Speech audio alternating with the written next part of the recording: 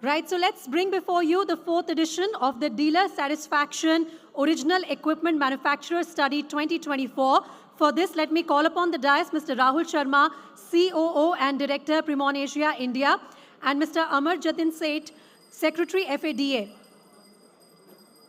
Gentlemen, please join us on the stage, and it will be Mr. Seth who will begin this segment and take us forward with his address. Mr. Seth, over to you, sir. Good evening, everyone. If we could have the people at the back, please be seated so that we can start the session. So the dealer satisfaction study that FADA conducts for the OEMs, which is very ably conducted by Primon Asia, and we have with us Mr. Rahul Sharma here, the CEO of Primon Asia, who will take us through the details as to how they conduct the study, what type of analysis they do, and the outputs out of it. No, we will still not at this stage disclose the names of the winners, but we will take you through everything else.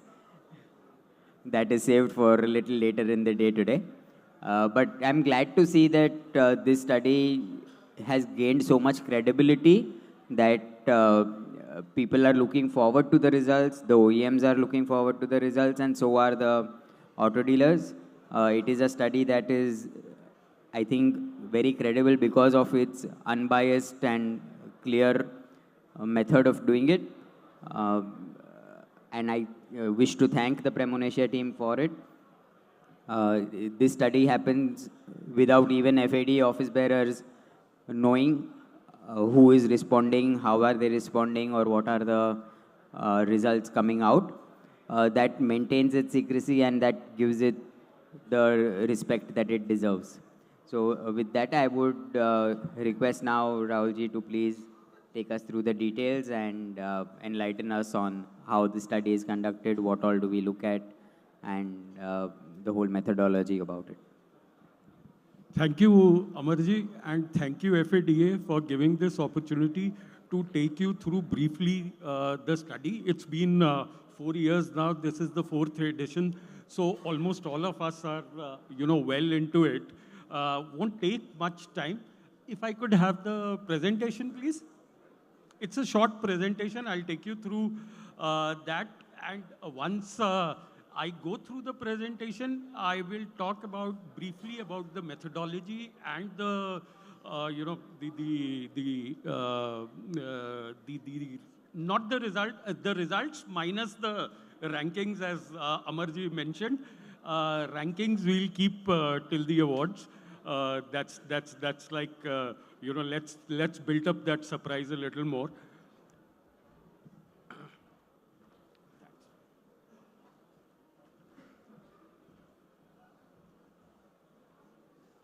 So just to take you briefly through the study, about 1,400 odd participants were there.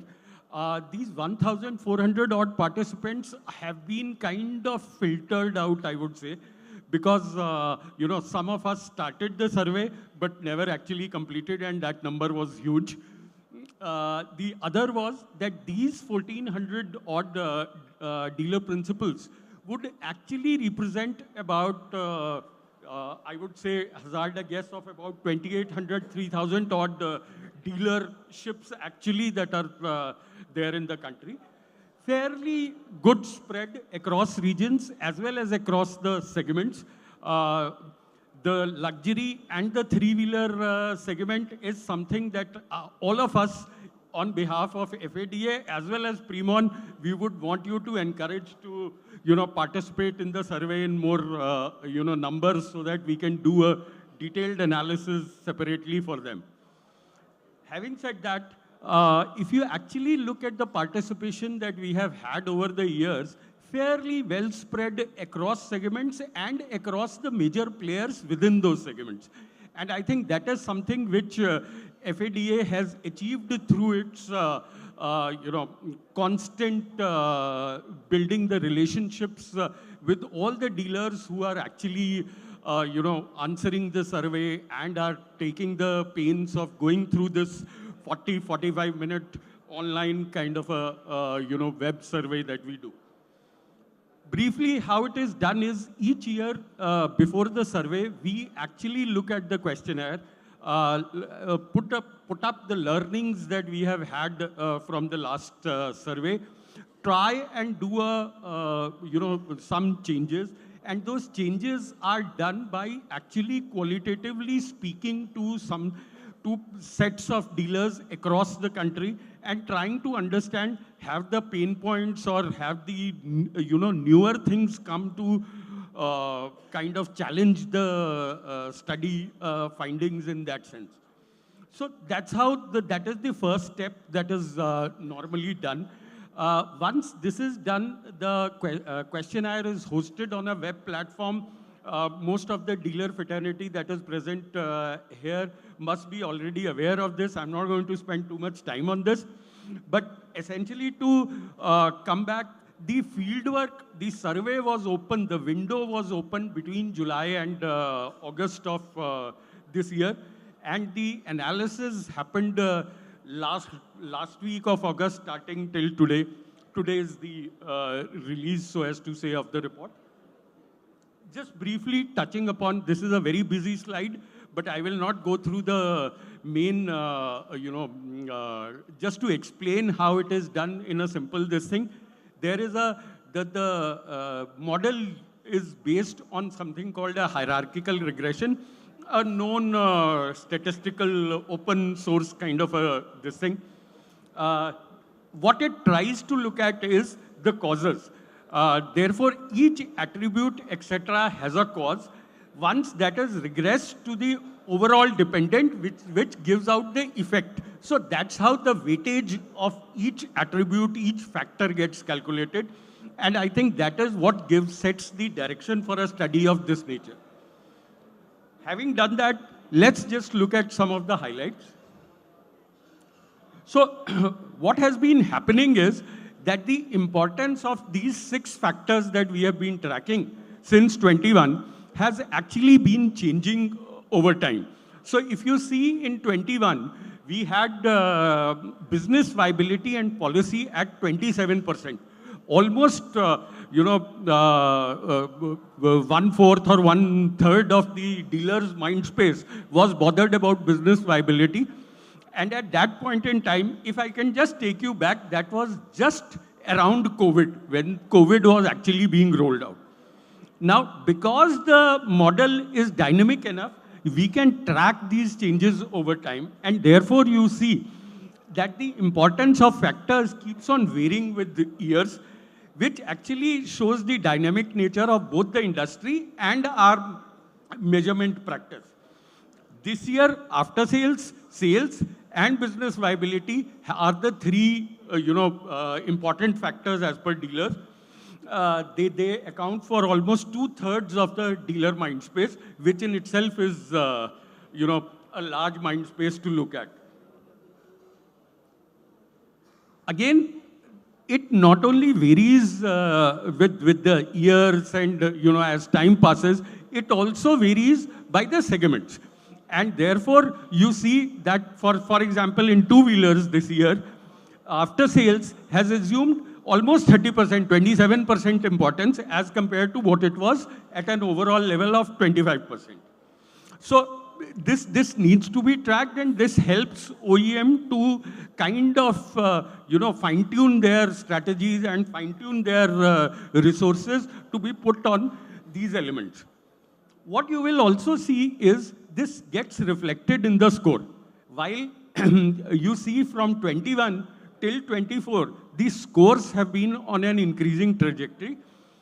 Means that dealers have, not only kind of, I would hate to use the word, are getting happier in this forum with the OEMs, but it shows on goes on to show that, demonstrate that, there are some actions that are being taken by the OEMs basis such reports that the dealers are actually showing their, appreciation for those efforts.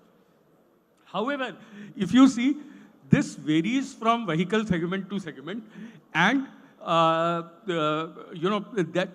is also again looking at the current market condition within that segment.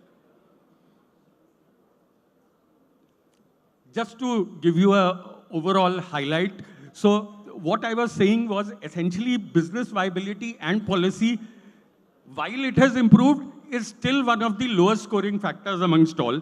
Within that, if you see, two-wheeler OEMs need to, look at that more carefully.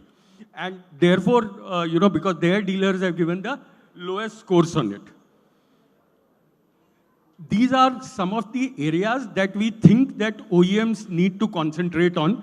As they concentrate on, and as we have seen, some of the OEMs who have focused on high impact areas have actually scored higher in such studies.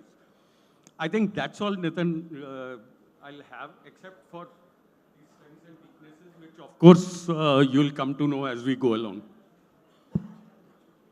Thank you so much, Rahulji, for the details. I think like you all can see, there is a lot of in-depth analysis that happens. For the OEMs in the room, more details will be available with the Premonacia team on your specific OEM. And I would also like to thank our state chairpersons here for their relentless follow-up with our dealer partners to ensure that we have a sizable sample to get. So I think every one of us in the auto industry responds only on a month end. And towards the end of the survey period, we were able to, on the last day, at least reach our numbers that we wanted for the sample size. So thank you everyone who participated in it. And thank you once again, Rahulji, for all these details. Mr. Sheth, Mr. Rahul Sharma, thank you both. Please bear with us for a few more minutes. Thank you. I'm going to request Mr. Amar Sheth to felicitate Mr. Rahul Sharma for this wonderful presentation. And of course, like you mentioned, sir, there will be more opportunities to know more about the Dealer Satisfaction Study 2024, including our next panel discussion that we are going to start shortly. But for the moment, our token of appreciation to Mr. Rahul Sharma for this presentation.